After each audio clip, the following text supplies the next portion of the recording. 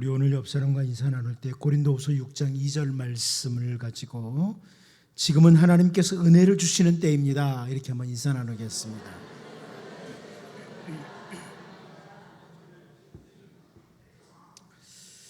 시편 76편 1절 2절 말씀을 보면 하나님은 유다에 알려지셨으며 그의 이름이 이스라엘에 알려지셨도다. 그의 장막은 살렘에 있으며 그의 처소는 시온에 있도다. 이렇게 선포를 합니다.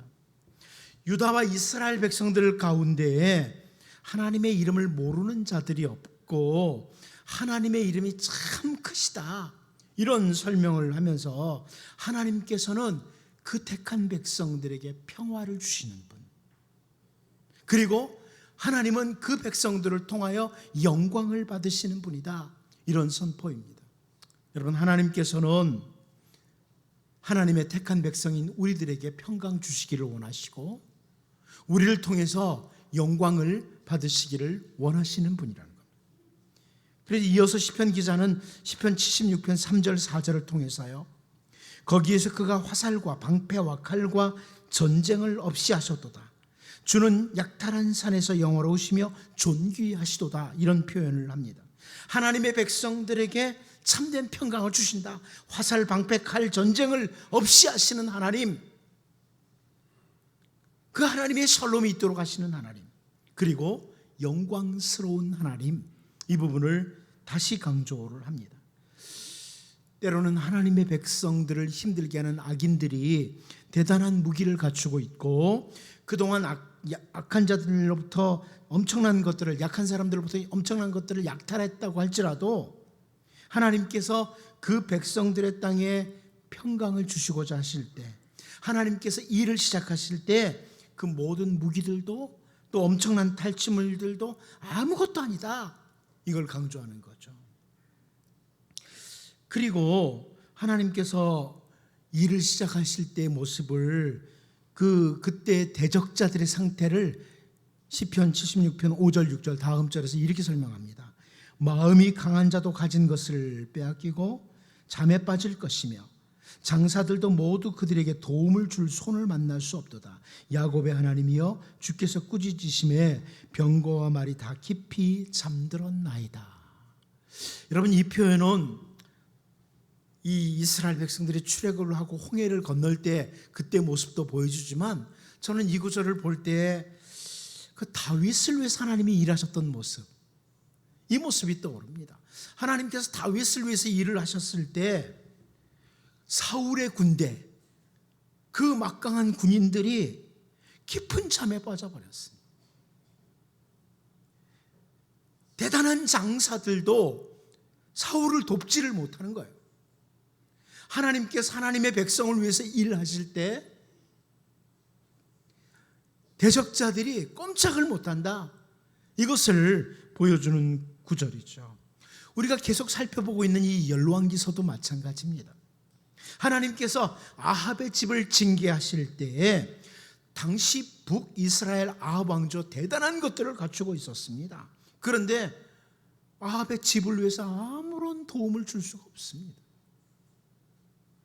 그러므로 하나님께서 징계를 시작하실 때, 하나님께서 일을 시작하실 때 대단한 그 아합의 집도 사실 하나님 앞에 설 수가 없는 거죠. 절대 주님 앞에 설 수가 없었습니다. 시편 76편에서 한 절만 더 보면 시편 76편 7절 말씀입니다. 주께서는 경외를 받을 이시니 주께서 한번 놓았을 때 누가 주의 목전에 서리이까. 하나님의 진노 앞에는 어떤 대적자들도 설 수가 없다. 하나님이 일을 시작하시면 여러분을 가로막고 있는 수많은 문제들도 순식간에 사라진다. 감히 하나님 앞에 서 있을 수가 없다, 이런 말씀이죠. 악을 행하고 또 악을 행해도 하나님께서는 아합의 집에 대해서 기다리시고 기다리셨습니다. 그런데 하나님의 진노가, 하나님의 징계가 임하기 시작할 때 그 하나님의 징계 앞에 그 누구도 설 수가 없었습니다. 그런데 바울 사도는 고린도후서 6장 2절에서 이렇게 선포를 했습니다. 이르시되 내가 은혜 베풀 때 너에게 듣고 구원의 날에 너를 도왔다 하셨으니 보라 지금은 은혜 받을 만한 때요 보라 지금은 구원의 날이로다. 오늘 우리에게 호흡이 있고 오늘 우리가 이렇게 예배 자리에 나오게 된 것은 하나님의 심판, 하나님의 진노가 아니라 하나님께서 우리에게 은혜를 베푸시는 때요 구원의 날이라 이 말씀입니다. 여러분 하나님의 은혜로 이 자리에 오셨고 하나님은 오늘도 우리에게 은혜를 베푸실 줄로 믿습니다. 우리는 바울 사도의 권면처럼 은혜를 헛되이 받는 자가 되지 않도록 하나님의 은혜를 헛되이 받는 자가 되지 않도록 더욱 은혜 받은 자로서의 삶을 잘 추구해 나가는 이런 백성으로 살아야만 합니다. 이제 오늘 본문 말씀을 통해서 하나님께서 예후를 사용하시면서 아합의 집을 진멸하는 이 내용을 보면서 우리에게 주어진 하루하루 순간순간이 하나님께 은혜를 받고 살아가는 이런 삶이 되도록 또 하나님의 백성으로서 복된 삶을 추구하는 우리 모두가 될 수 있기를 원합니다. 첫 번째로 우리는 오늘 본문을 내서 볼 수 있는 게 완전한 순종을 향하여라는 것을 봅니다. 완전한 순종을 향하여. 우리 본문 1절을 같이 한번 보도록 하겠습니다. 같이 봅니다. 시작. 아합의 아들 70명이 사마리아에 있는지라 예후가 편지들을 써서 사마리아에 보내서 이스라엘 귀족들 곧 장로들과 아합의 여러 아들을 교육하는 자들에게 전하니 일렀으되. 우리가 한글 성경으로 보면 아합에게 아들이 70명이 있었다. 굉장히 놀랍죠. 놀랄 만한 일이죠. 여러분들이 자녀가 몇 명까지 있는지 모르겠지만 자녀 70명이라 엄청난 겁니다. 그런데 제가 종종 말씀드렸지만 이 히브리어에서 아들이라는 이 단어는 후손을 가리키는 자손을 가리키는 단어.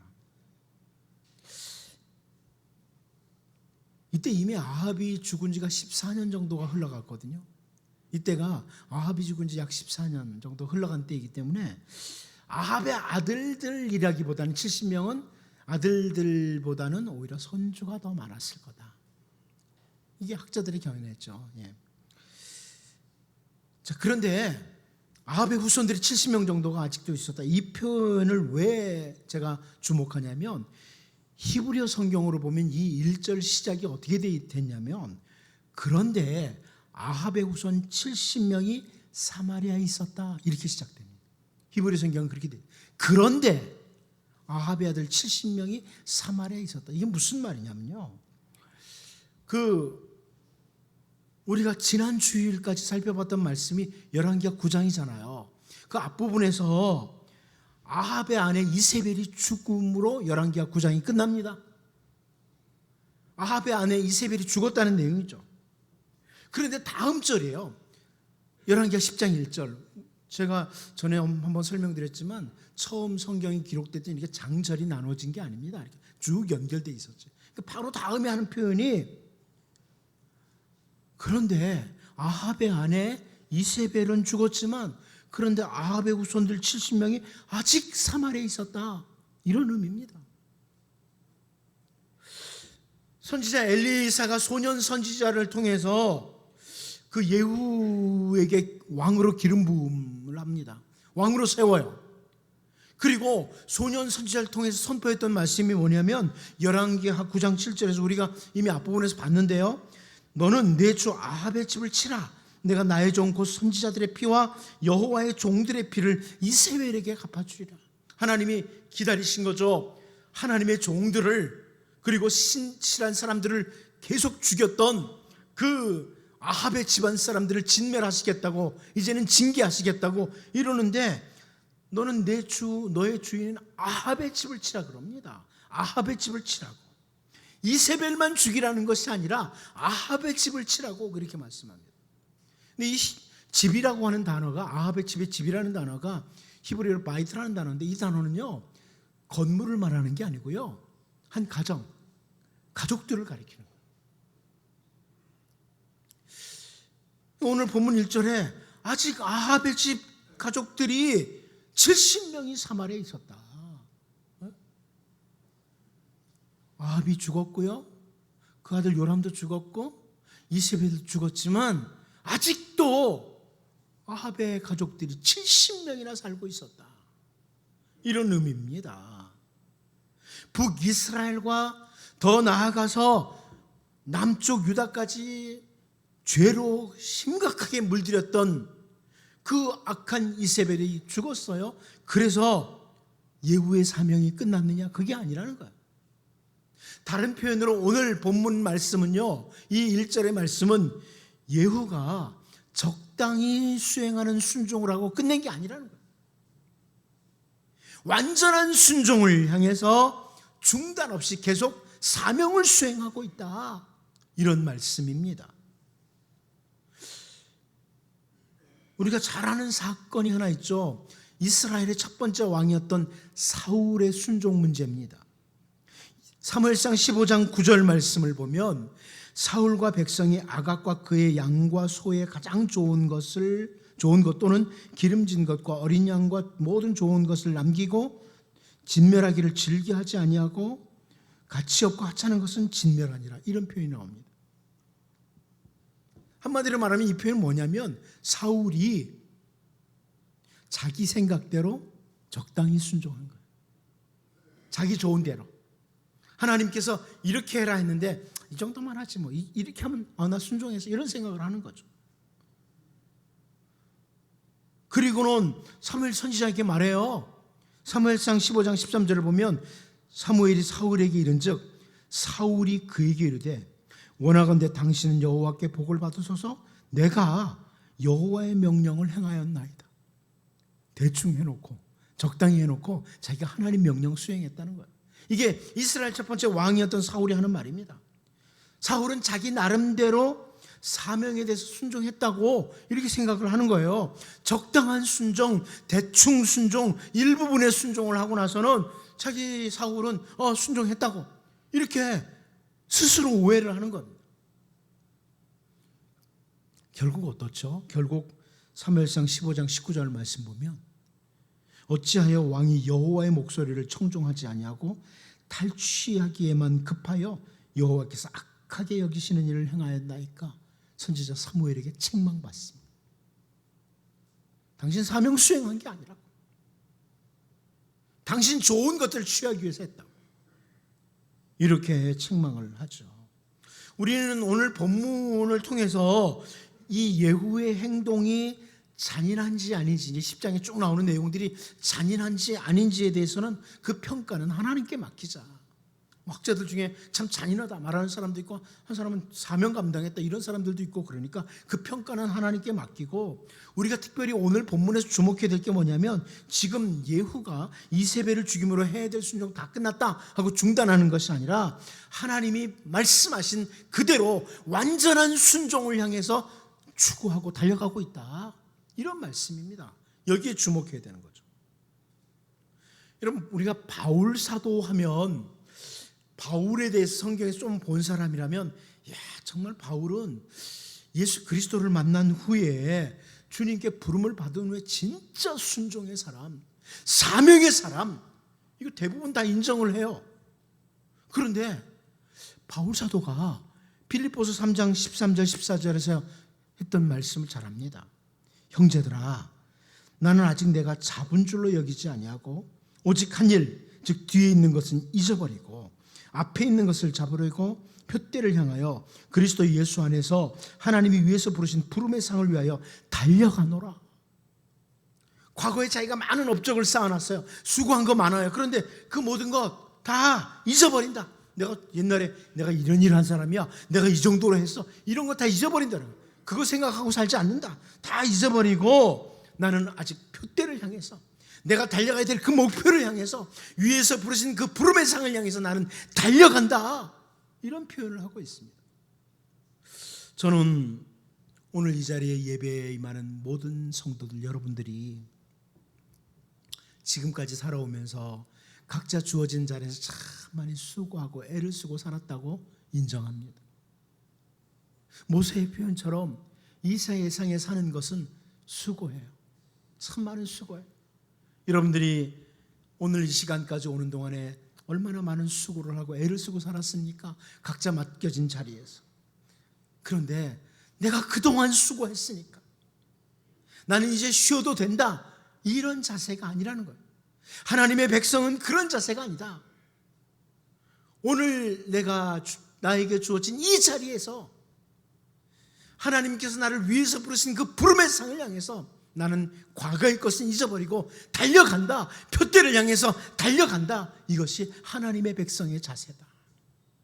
오늘 본문에서 완전한 순종을 향해서 달려가는 이 예후의 모습을 보면서 여러분, 우리 각자에게 주어진 모든 자리에서 우리 주님 다시 만나는 그날까지, 주님 앞에 서는 그날까지 부름의 상을 향해서 달려가는 정말 복 있는 주의 백성들로 살 수 있기를 바랍니다.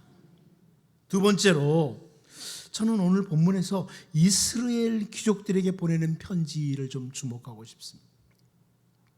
우리 본문 1절을 다시 한번 읽어보도록 하겠습니다. 다시 한번 읽어봅니다. 시작. 아합의 아들 70명이 사마리아에 있는지라 예후가 편지들을 써서 사마리아에 보내서 이스라엘 귀족들 곧 장로들과 아합의 여러 아들을 교육하는 자들에게 전하니 일렀으되. 여러분, 지금 그 예후가, 이 대단한 열정을 가졌던 예후가 편지 쓰는 내용이 나오죠.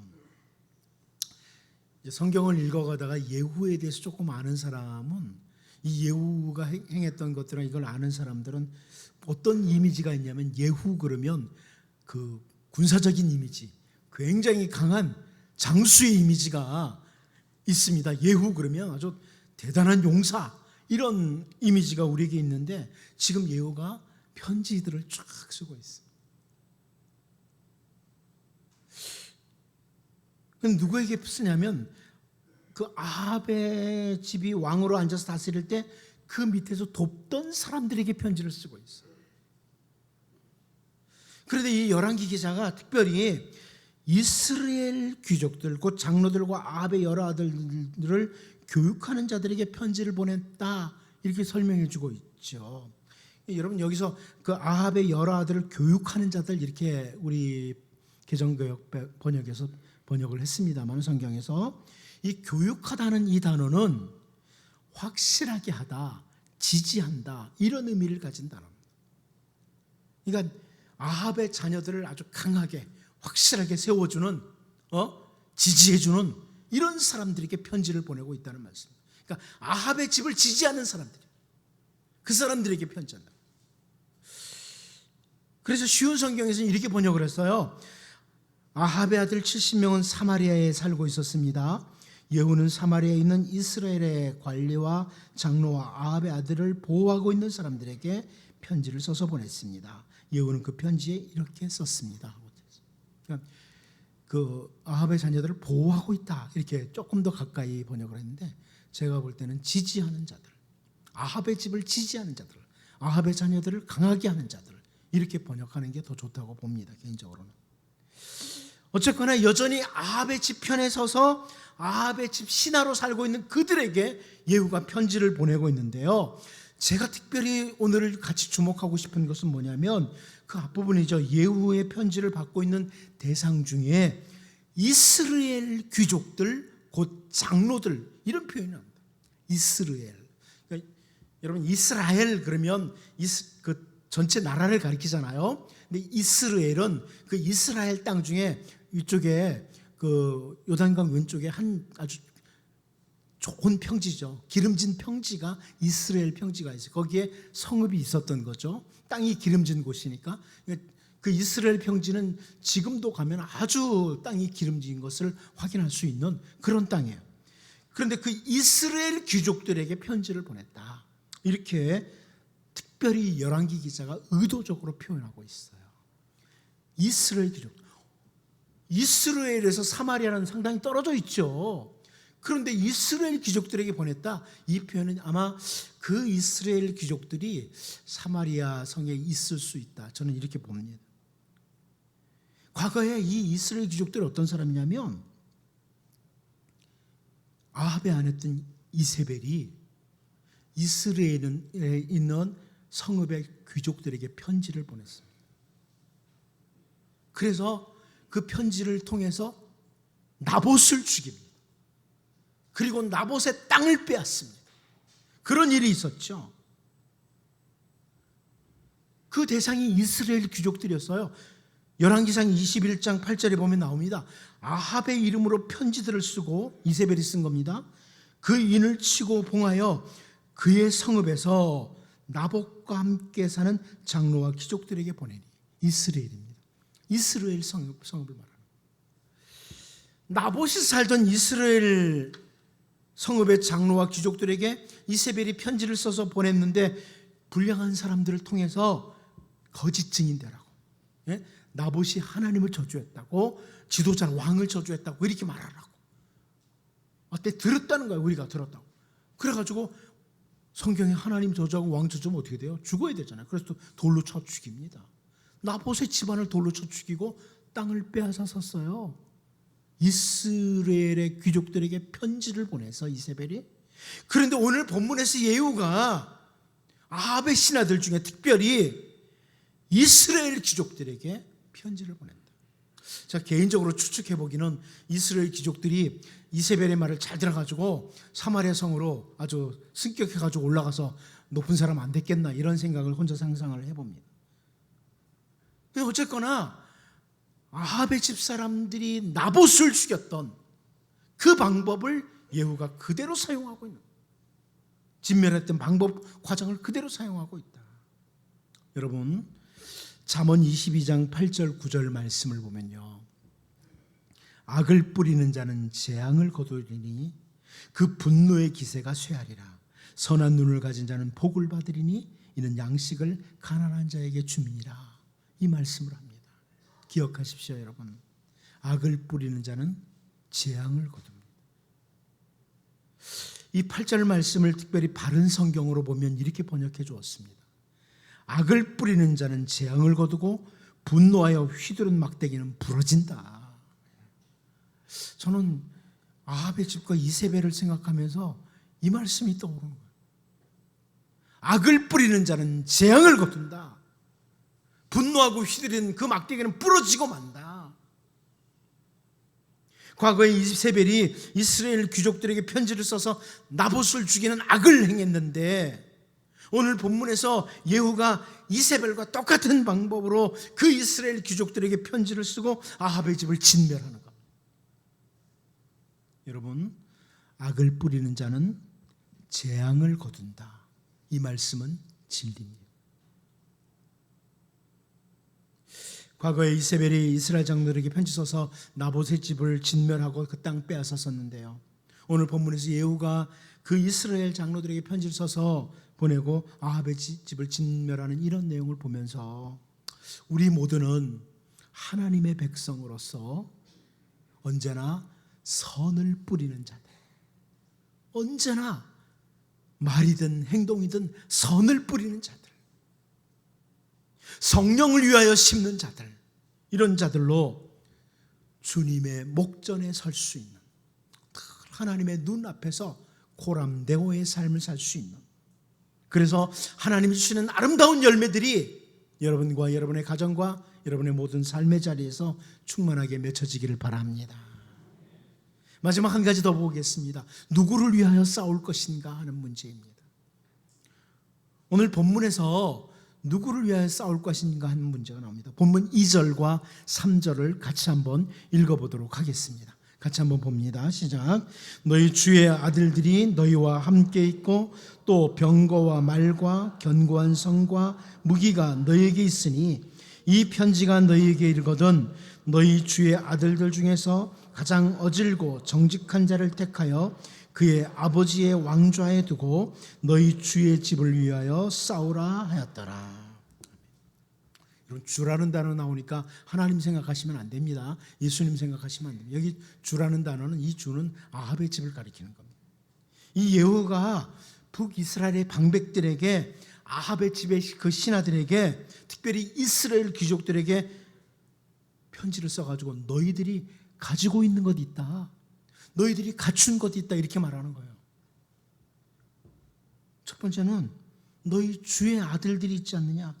2절에 그래, 너희 주의 아들들이 너희와 함께 있고 아합의 아들들이 너희와 함께 있지 않느냐. 왕족들이 너희와 같이 있지 않느냐. 왕족이 함께한다. 상당히 힘이 있는 거죠. 왕족들이 너희와 함께하고 있다, 이런 말이고요. 또 하나는 병거도 있고 말도 있고 견고한 성도 있고 무기도 갖추고 있다. 그러니까 이 사마리아 성읍은 아주 든든한 성읍 아닙니까? 오랫동안. 그런데 병거도 있고 말도 있고 견고한 성읍도 있고 무기도 있고 너희들이 가지고 있는 게 대단하지 않느냐. 왕족들도 있고 70명이나 또 이렇게 많은 것들을 갖추고 있다, 싸울 수 있는. 그런데 지금 하나님이 주신 사명을 따라서 이 아합의 집과 맞서서 하나님이 주신 사명을 준행하고 있는 예후는 없는 게 너무 많은 거죠. 없는 게 너무 많은 거예요. 갖추고 있는 게 별로 없어 보이는 거예요. 싸울 수 있는 조건들을 이스라엘 장로들이 잘 갖추고 있다는 겁니다. 그리고 이어서 이 예후가 하는 말이, 그래, 그 70명이나 되는 그 아합의 집 후손들 있잖아.